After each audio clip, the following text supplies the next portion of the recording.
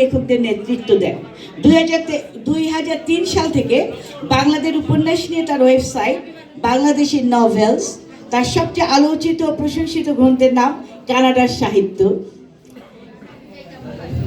এবং তিনি 2013 সাল থেকে টরন্টোতে অভিবাসী হিসেবে আছেন।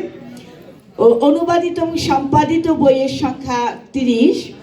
2008 সালে আমেরিকার নিউ জার্সি থেকে গায়ত্রী গ্যামার্স মেমোরিয়াল পুরস্কার এবং 2023 সালে ব্রাম্পটন শহরে আয়োজিত কানাডার দক্ষিণ এশীয় সাহিত্য উৎসবে তিনি কানাডার শ্রেষ্ঠ বাঙালি লেখকের পুরস্কার লাভ করেন। 2021 সালে কানাডার শীর্ষ 25 জন অভিবাসী পুরস্কারের সংক্ষিপ্ত প্রার্থী তালিকায় একমাত্র বাংলাদেশী হিসাবে তার নাম উঠে এসেছিল। কানাডায় বসবাসকারী বাঙালি লেখকদের নিয়ে সুব্রতর সাম্প্রতিক উদ্যোগ কানাডা জার্নাল।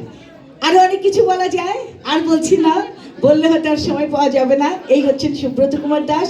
আপনি লিখুন, আগামীতেও লিখবেন। এই শুভকামনা আমাদের সকলের আপনার জন্য থাকবে।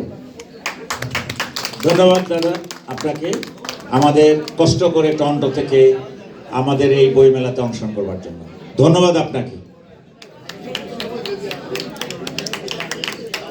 আচ্ছা, টরন্টো থেকে যারা এসছেন দাদার সাথে, আপনারা একটু আসবেন একটা ফটো সেশনের জন্য।